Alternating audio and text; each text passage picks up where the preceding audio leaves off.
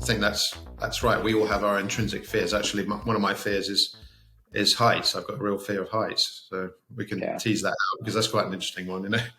I know, especially for a pilot, and I know other pilots that are afraid of heights too. So I always find that just a little ironic, but it is what it is. Yeah, absolutely. Yeah. So I'm here today with my lovely friend Grady. Grady and I have known each other for about 10 years. We did our Gulfstream 650 course together in Savannah, seriously hot month in July. We both got some experience on the 550. We made friends immediately, went out, socialized together, and just really became great friends. And we've seen each other all around the world now for nearly 10 years. So welcome, Grady. Thank you, Ben. Pleasure to be here. Thanks for having me on your podcast. Lovely to have you. It's Grady's got a really interesting background because he didn't actually start flying until he was 34. And you came, as you talked about, well, as I well know, we've talked plenty of times about, as you came from not a privileged family in terms of finances. So you've had to work all through your life, and you went through and did the business and finance degree, set up a t-shirt business, worked really as an entrepreneur. You didn't start flying until 34. That is all correct, Ben. You know, being a pilot had been a childhood dream. So, you know, I wanted to do it, just didn't have the financial resources to pursue it through college, out of college. You know, I started a different company, a t-shirt company. And before that, you know, I had done various jobs. I was a DJ, a lifeguard, a bartender, just a lot of different things. And the t-shirt company provided the financial wherewithal to get my pilot's license. And I'm pretty much a goal-oriented person. So I decided, well, I know nothing about flying. I know nothing about aviation. So I'm going to stick with it until I solo. And if I don't like it, then I'll drop out then. But I actually loved it. And I went on and got my private pilot's license and then just kept moving forward. You know, like everybody else, instrument commercial, ATP, started a little aerial tour company, which I turned into a 135 charter, which led into me becoming a co-pilot on a Citation II that was based on the local field where I lived and did my flying. And that's kind of how I got into to aviation. Yes, it's such a brilliant story. I can't actually remember. I've asked you this specifically. When you got into flying, did you do it to become a commercial pilot, or was it just literally to get to that first stage of soloing and seeing what happens after that? There was no goal to become a commercial pilot. It was strictly to get a private pilot's license. Like I mentioned, my goal was to solo. And then once I reached that, then I wanted to get my private pilot's license. And, you know what, I did it for multiple reasons. I've always had a travel bug. I've always liked to travel, and I've always had a sense of adventure. And, you know, weekend trips, when you have a small airplane, take on a whole new meaning, because 3.5 hours in an airplane can take you a lot further than 3.5 hours in an automobile. So that's how I got into it. And then, like I said, it was my passion. So even though I was later in life, I just kept pursuing it, and you know, just brought me to where I am today. Yeah, such a good story. The thing that I'm really impressed about, we talked about this back in 2014, because I've got that sort of basic mindset. Well, I think I'm pushing through it now about the idea, well, let's stick with the safety thing of get a job so that you've got a guaranteed income and you've got a bit of a pension and things like that. But you went against that grain. I know, being an entrepreneur, you had that mindset, and I think I'm very much developing that in my later years now. It's wonderful. It's very liberating, very empowering. But you did that early. So, because you've been a contractor, haven't you? Contractor. We call it freelance over here. But you've been a freelancer for the last 14 years. And to go from, you had your first job, I think, on Citations and Falcons, but to actually go and decide, that it's just such a good story, the way you went from chief pilot on the Citations, the Falcons, to the next stage of becoming a Gulfstream pilot. I mean, I love that. It's such an impact. Tell us that story. Sure. Well, it's not a great story, but it's I was chief pilot for a great Part 91 flight department, and you know, the financial downturn, they got behind it. They couldn't get ahead of it, so that department closed. And I was just trying to figure out what I wanted to do. This was in 2009, 2010, and the aviation market wasn't great.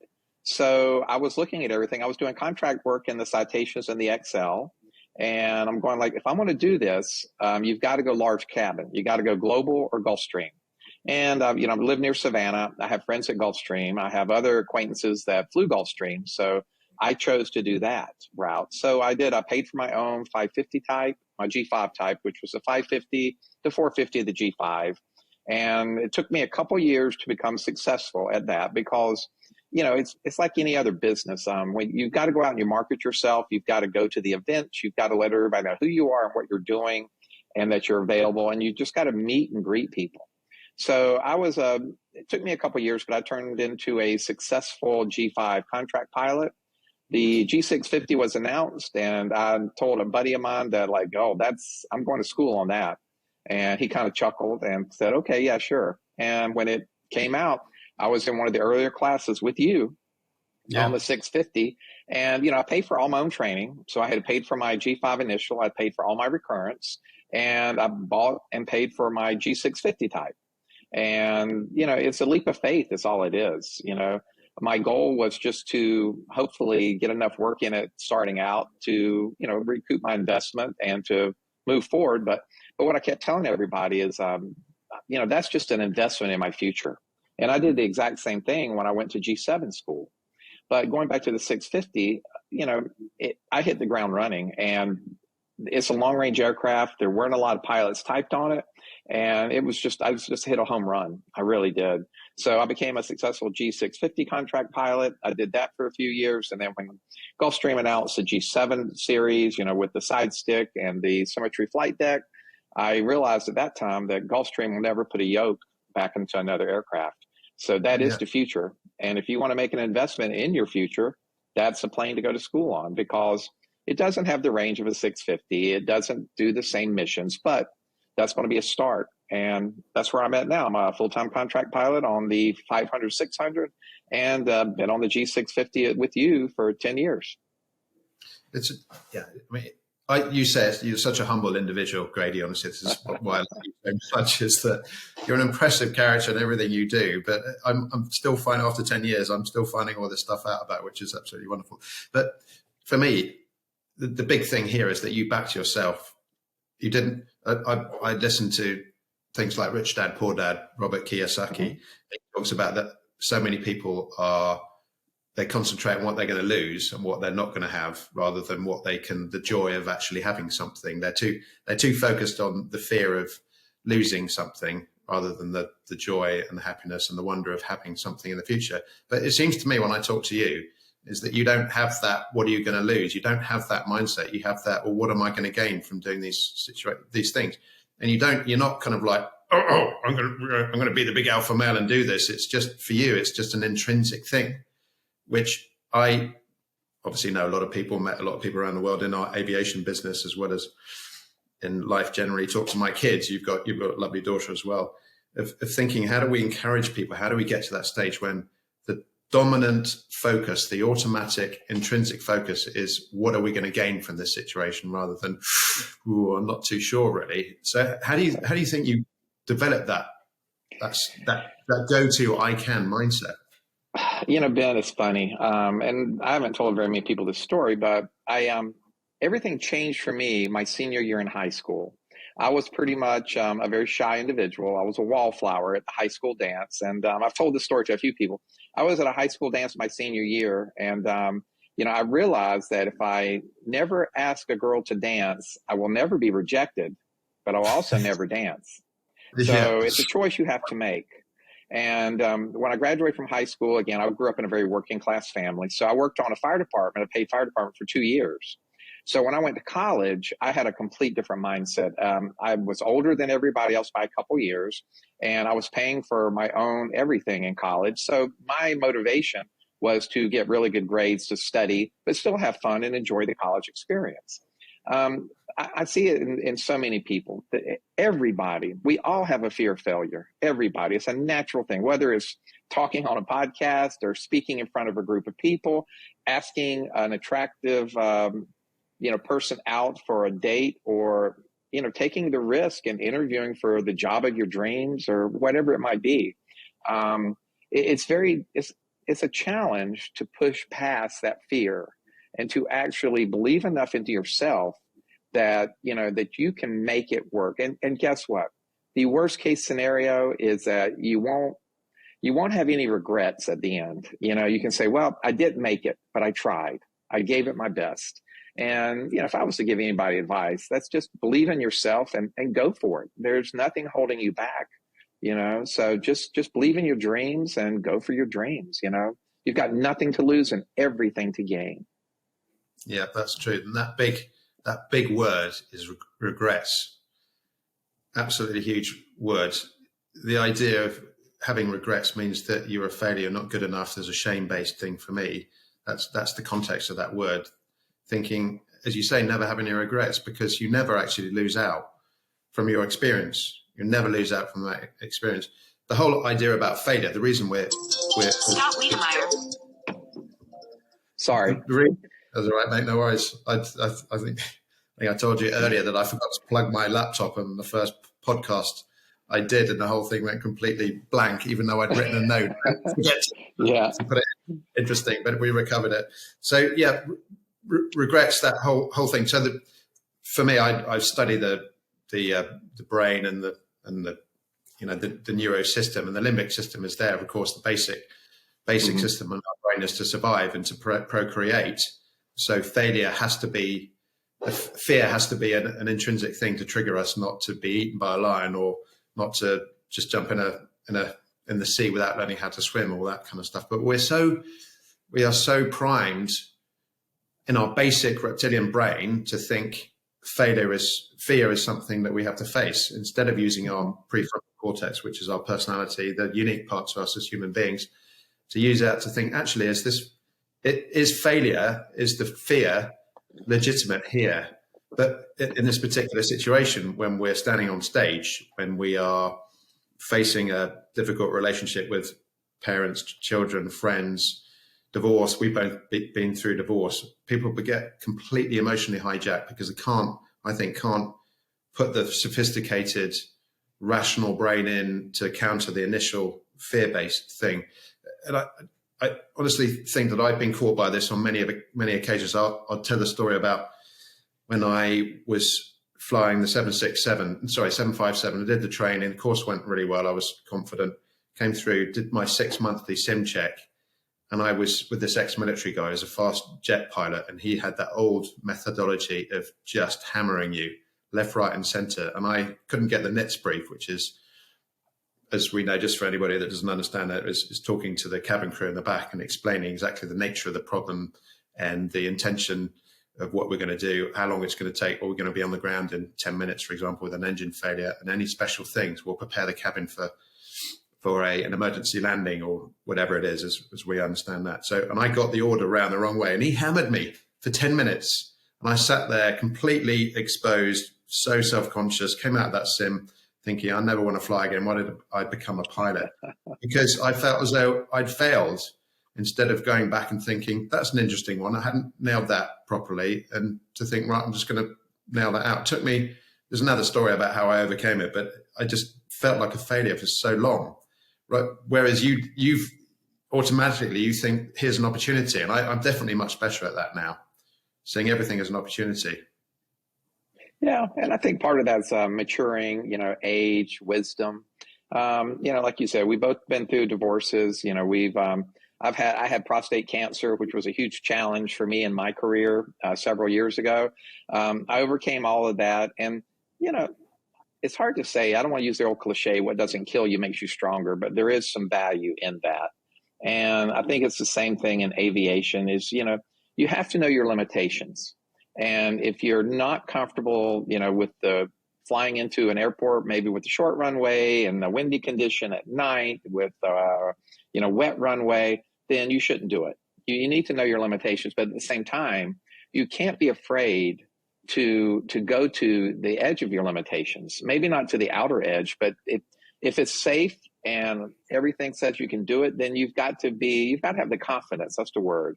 You got to have the confidence to just go out there and do it. And, I think it's that way in life with almost anything you want to achieve. I fly a lot of billionaires, and people always ask me, what's their common trait? And I tell everybody, they're not afraid to fail. They hate failing. They're type A's. They want to win, and they normally do win. But most importantly, they were willing to take a chance where a lot of their colleagues and maybe former students, they did not. They were afraid. So they stepped up They took a chance, and now they're billionaires because of that risk that they took, back in their earlier part of their career. Mm. Yeah, I think that's absolutely bang on. I try and analogize it to flying, that we can prepare for the flight mission. Huge amounts of preparation goes into a flight mission. There's 1,000 people, they say, invested in the whole success of that mission, to understand how important it is to have people around us supporting us in that mission. But you get up in the air and sometimes you just get hit by the thunderstorm. There's a story of me going over the South China Sea when suddenly out of nowhere I got hit in a 550 by a thunderstorm. The turbulence we didn't see it on the radar. It kicked the autopilot off. The nose of the aeroplane started to come up, and then the left wing dropped. Within split seconds, it was so violent. And then Viraj, my mate, was in the left-hand seat. We were co-captains, but he was flying on that day. Grabbed hold of the control stick, got it leveled out. So my heart was absolutely pumping, thinking, okay, this is right. Let's just get through this turbulence and we'll be okay. And then this lightning came out of nowhere, absolutely smacked straight on the end of the aeroplane. Four times it hit us dead on. And wow. All I could think about was the Air France flight that had gone down in the South Atlantic a few years before, that killed 250 odd people when they went through that thunderstorm. And I just knew my job was to look at the instruments, just to keep scanning the instruments, to know that we were in a good place. But the whole point of that story was we came out of it okay. And the other side of the story is that there was the most incredible sunrise over the Indonesian islands in the South China Sea there, and the calm and the peace and the contrast in terms of my emotions was just amazing. So I always think my mindset now, every time I'm being challenged by something, I'm always thinking, okay, Ben, you're going to get hit by the lightning strike of fear, doubt, uncertainty, exposure, but you're going to see that incredibly peaceful, harmonious, wonderful, blissful, ecstatic sunrise on the other side. And that really what helps me focus. But I think in our business, of course, yeah, we're in charge of keeping people safe and knowing when to push those limitations a little bit, whether we go into Teterboro, high intense area of traffic, the weather can just change very quickly. And it all happens. We've got all the stories for that. So again, we're two crew in that aeroplane and working out with the other person. That's another big thing. So if you were, for example, you were feeling uncomfortable, or you were with somebody else who was uncomfortable about going into Teterboro in the middle of the night and all these conditions, what would you advise them, or what would you talk about your uncertainties to the other pilot? Well, if you're both co-captains, is the way you fly, and most operations fly, both pilots have to be on board and okay to do it. If either pilot's not comfortable with it, my opinion is don't do it. Go to Newark, go someplace, go to another airport. And we're talking about Teterboro, but that goes for anything in aviation. If one pilot, and there's two pilots in the cockpit, if one pilot's not comfortable with that situation, then you should not go into it. That's kind of the way I've lived my life. And, and I also have done some instruction flights and whatnot where they don't know what the plane is capable of. They've never done it. They've never seen it. They came out of a much smaller aircraft, that didn't have the same capabilities of a Gulfstream. And that turns more into a teaching event than anything else. Because then you can say, well, this is perfectly safe. This is fine. And I'll show you how you can do it. And that goes the same thing with parking the aircraft. We talk about Teterboro. Parking on the ramps up there can be quite challenging because they are shoehorning your aircraft in with just a few feet on each wingtip with other aircraft, because it's a very high capacity, very densely populated, airport. And if you're not, I've flown with some pilots I said, if you're not comfortable, just stop, because that's better to do that than it is to damage an airplane or, something along those lines. Mm-hmm. Yeah, it reminds me of the story. It depends on your level of confidence, and you're a very confident individual. Also, you have a very strong attachment to an understanding of emotions, and getting in on top of that, you don't get emotionally hijacked. And I think you're unusual in terms of men to do that. I would like to think I'm the same, and I'm really fascinated by it. You're also a very spiritually connected individual. You understand the importance of connection with everything around you, which makes you a great communicator as well. And we actually haven't, even though we're great mates and we weren't in the simulator together on the course, we've never actually been in a cockpit together. But I can imagine it would work so well between us because there wouldn't be any conflict whatsoever. There'd be okay, here's a challenge, and we're very focused. We're very solution focused rather than, well, I'm a bit underconfident. And then when you're feeling underconfident, the natural thing is to sort of react and reach out to somebody else, and sorry, not reach out to blame somebody else for not doing this. And the amount of times I've sat in that cockpit before when people are just so nervous and they start nitpicking these tiny little things. But just going back to that whole, the teaching thing of coaxing out people's confidence. So we got to work this out. I had an example a while back where we turned up at the aeroplane and the screens on the aeroplane, we got all these main screens, haven't we? We've got six in our, in fact, five, no, sorry. Yeah, 1, 2, 3, 4, 5, 6. I can't count it now, the G7. The G7. Quite a few of them were down and we were going off to the Maldives. So long flight from Luton. These screens were down. The other pilot who got there is a lovely guy, but he's very risk averse and really felt uncomfortable about this. The engineer was there saying, well, we've got 3, so we're going to be good with the MEL, the minimum equipment list, which we have to refer to, as you know, just this for people who aren't aviation, that aviation, with that much aviation knowledge, we have to have this minimum equipment list, which we know is based around safety. So it took quite a while. I felt comfortable, so did the engineer, but he clearly didn't. And I was wrapped with that idea of, am I pushing him to something that's unsafe here, or am I trying to do this because the customers are coming, the passengers are coming, and I feel genuinely as though we're okay to do this, but we've got a 10 or 11 hour flight, thinking this guy might want to do it. So we did go in the end. We did go in the end, but it took quite a while for him to feel confident with that. And I wasn't sure I'd put too much pressure on him just because I felt more confident in that situation. I mean, you must have found yourself in that situation before. I think we all have. I'm blessed because I get to fly with a lot of great individuals, and again, every flight is different, Ben. I mean, and the one thing I didn't say earlier when we were talking about my career is, I had so many people, and I'm not going to name names on here. If they listen to it, they'll know who they are. But throughout my career, I've had so many people that have helped me. And that's what I try to repay the favor to. Like right now, I'm mentoring a couple up and coming, pilots. So I do try to pay it forward. But to go back to your situation is that, every situation is different. Every flight is different, not to start telling stories, but I was with another highly experienced long-term pilot friend that I've known just like you for many years. And we were down over South America near the equator. And, the thunderstorms down there are just popping up everywhere. And we've got all the bells and whistles. We've got XM weather on our iPads. We've got the radar, and we had the advantage of it still being daylight. Darkness is coming, but we still do it. And you can see these storms just coming up every place. So basically, I'm a contractor. So he goes into the back and he briefs his passengers saying, hey, we carried extra fuel. We're going to go up to 47,000 feet. And we're going to try to pick our way through these. But if we can't, we're going to turn around and go back and land. But we're going to be about 45 minutes to an hour behind schedule due to our deviations. So, and that's exactly what we did.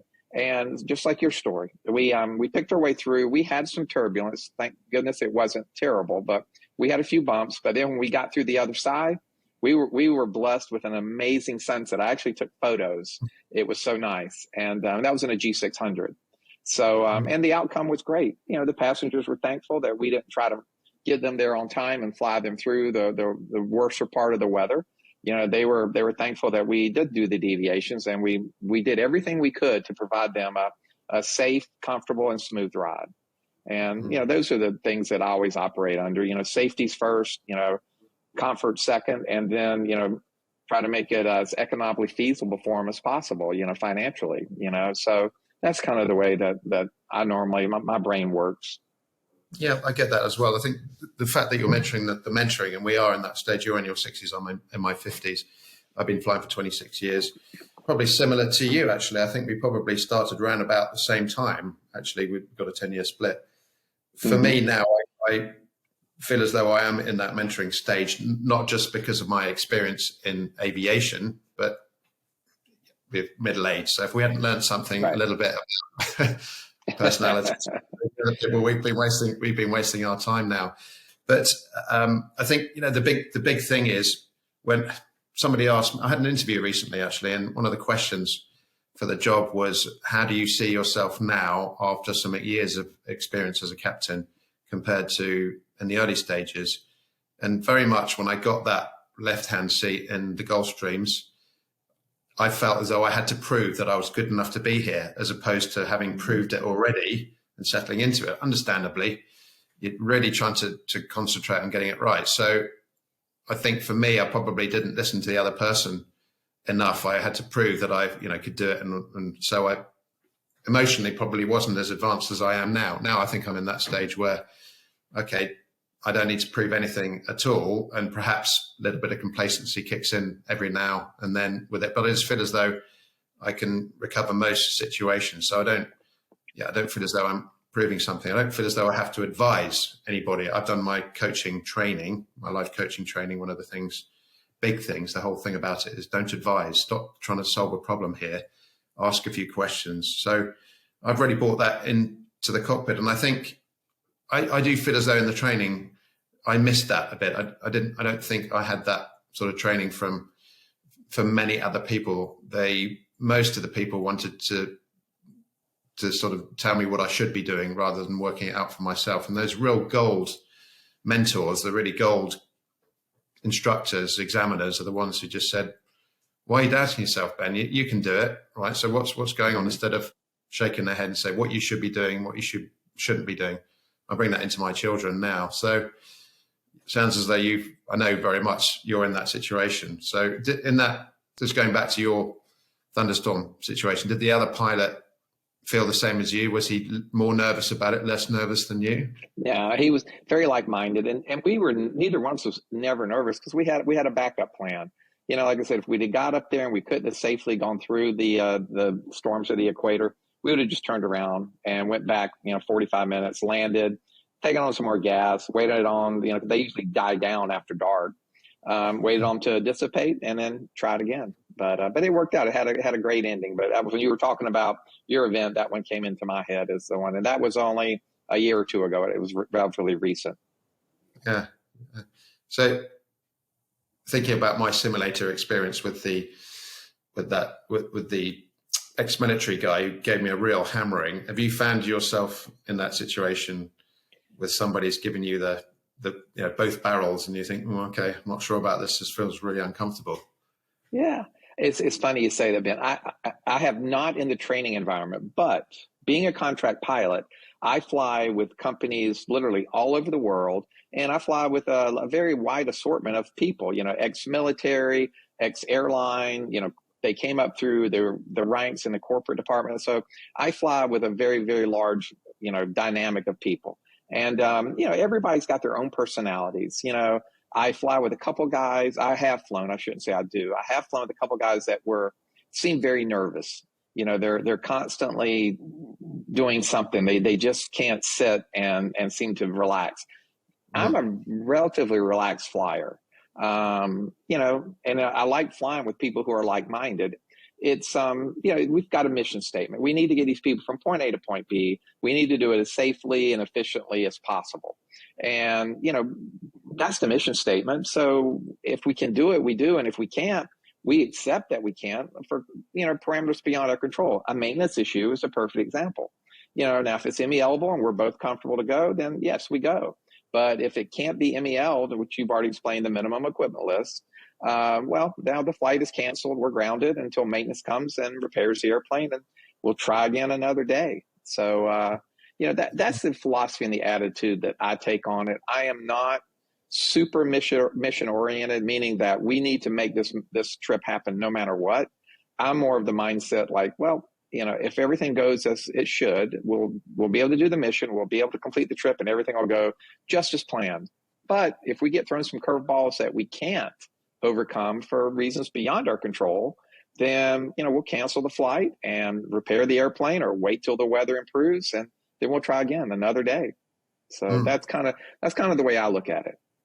Yeah, I completely agree with that. I've been in plenty of situations before with people who aren't quite so confident, and they, again, going back to that idea that they want to stay in the safety of keeping the job, and sometimes Right. that limits their ability to make those clear decisions. And I'm not saying that I haven't been guilty of that in the past. I'm sure there's plenty of times I have, of thinking, well, we've got a billionaire in the back of the aeroplane and we've got to get there. There's pressure is on.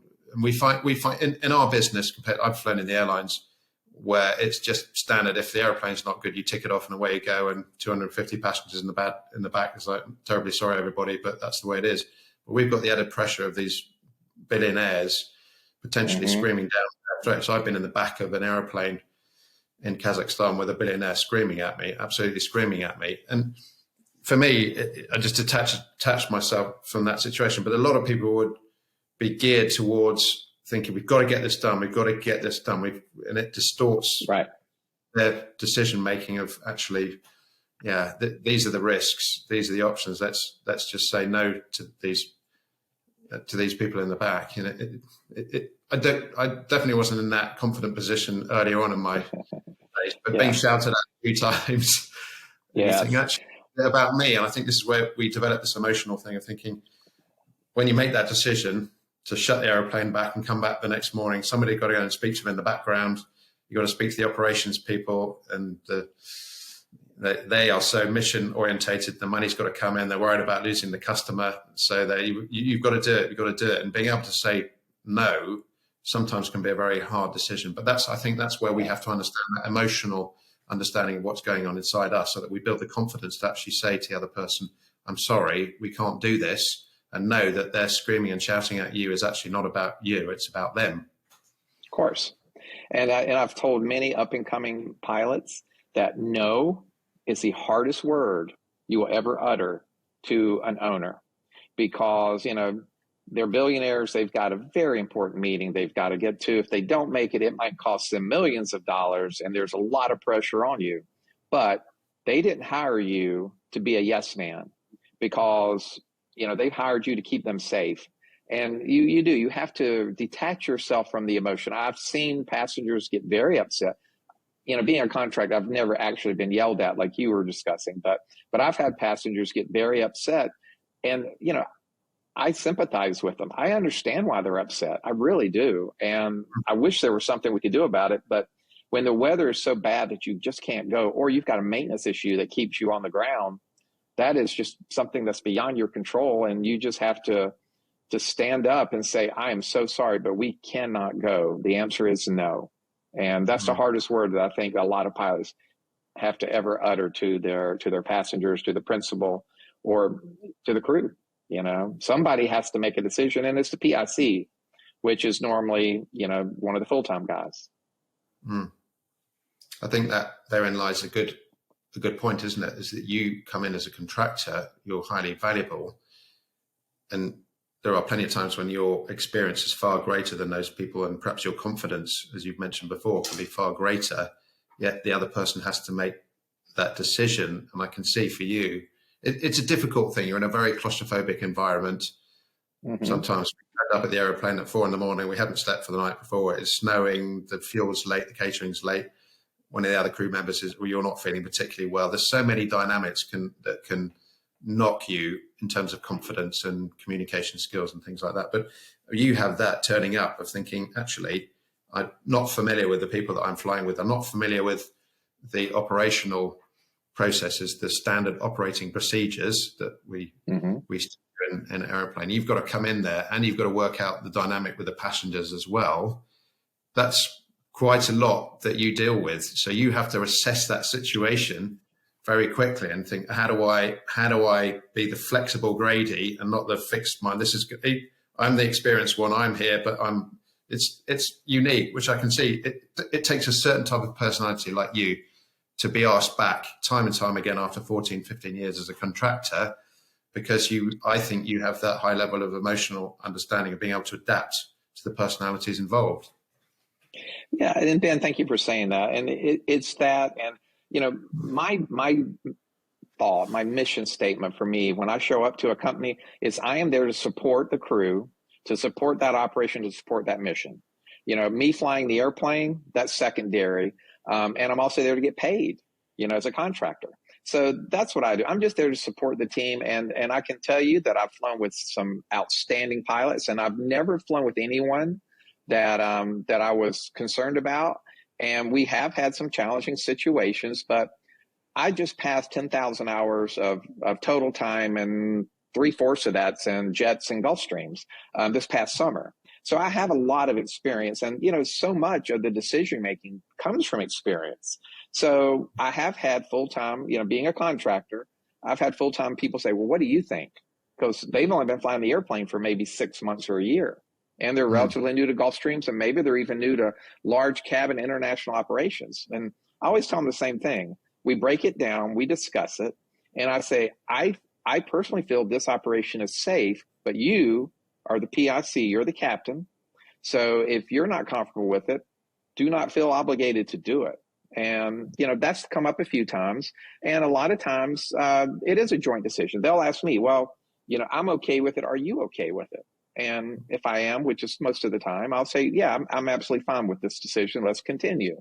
So, you know, I've just been blessed because I fly with a lot of good crews. And I think that also comes when you're flying the Gulfstreams or maybe the Globals. You know, if you're a top tier operator, which is what Globals and Gulfstreams really are, and Falcons for that matter. But, you know, flying the 650, flying the 500, 600, you know, that's the pinnacle to me.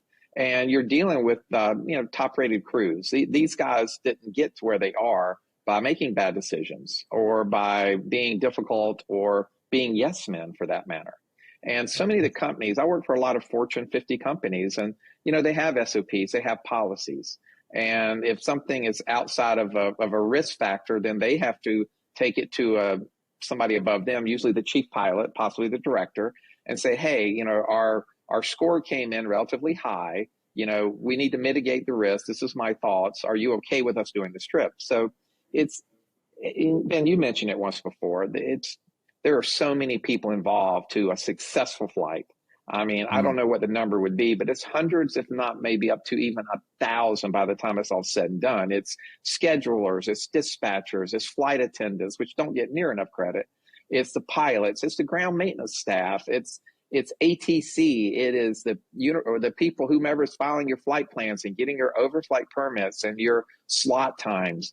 It takes a mountain of people to make a trip successful. And it's everybody working together. It's teamwork. You know, that's truly what it is. It's just teamwork. That's how you accomplish these very, very difficult trips. And just in the last 6 or 8 months, I've done a couple that were very difficult.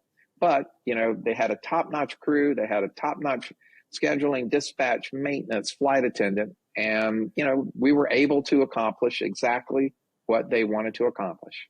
And again, it just comes back to teamwork and everybody working together. No big egos, you know, no agendas, personal agendas that they feel like, ooh, you know, I've got this big ego and I've got to make this happen and prove something to X, Y, Z. You know, they just accept it as it is, the facts, and we work as a team and we make a decision and it works. I think absolutely bang on. If I could write that as a mission statement for myself, that would be exactly it, word for word. It's brilliant. What I'm thinking there is the huge leadership is talked about a lot now. It's such a big word.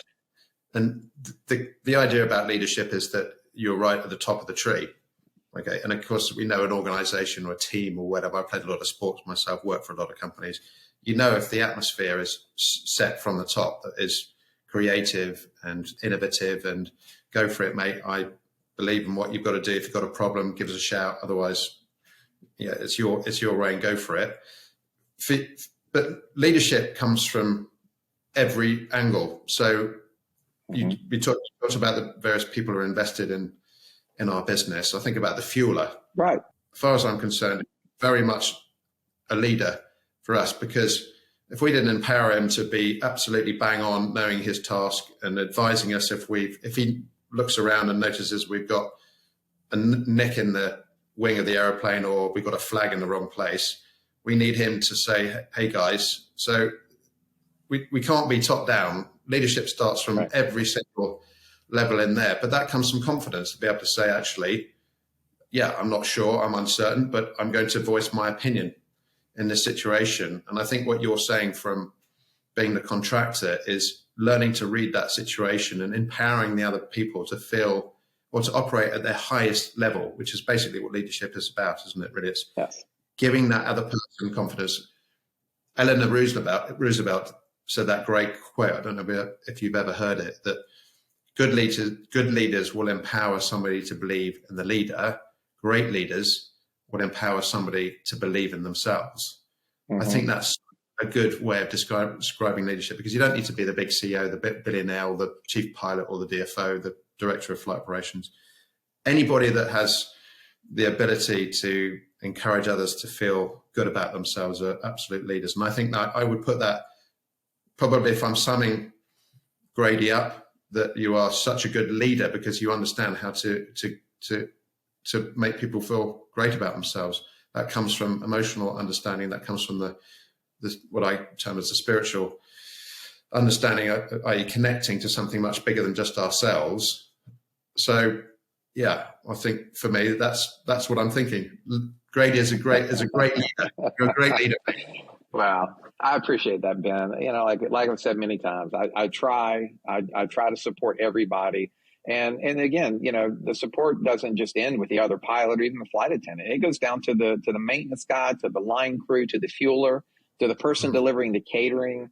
I mean, again, there's so many people involved in making a successful flight that and I think it's probably that way in life if you really look at it. I mean, like I always say, no man's an island. And as I said earlier, you know, throughout my aviation career, throughout my life, my personal life, some of my greatest challenges that I personally have faced, there's always been people there to help and to support me. And if I do fall down, they'll pick me up, brush me off, and push me back into the game. And that is what I try to do for other people at this point, because you mentioned it earlier, and I was joking with an acquaintance of mine 6-8 months ago. We went from being the new guys on the field to being the old guys overnight. I must have napped during that transition. I didn't get the handoff. I don't know how I went from being the new young guy to the old guy, but that's where we're at now in our career. And I think there is a responsibility for us with our experience and our age and our wisdom to try to help, you know, the up and coming generation of pilots, male, female, regardless of, to help them, you know, because people helped us. People helped me when I was coming up. I had a couple of really good mentors, you know, earlier in my career that gave me great advice and probably kept me from endangering myself or doing something stupid that I would regret later. And I'll tell you, one of them is, he goes like, if you're thinking about doing something you're not sure and it goes bad, read that NTSB report backwards and say, and if you think your peers would go, what was Grady thinking? Don't do it. Yeah. So yeah, that's very good. That's kind of the way I live my life. Think of the accident report and then work back to the beginning from there. I think that's brilliant advice. Listen, we could talk about this for hours, and we do when we get together. And I really would love you to come on the podcast many more times, because there's so many good stories that we'll talk about. But it's been brilliant, mate. It's been brilliant. Thank you for supporting me and our community and just really supporting humanity. I think it's been absolutely wonderful.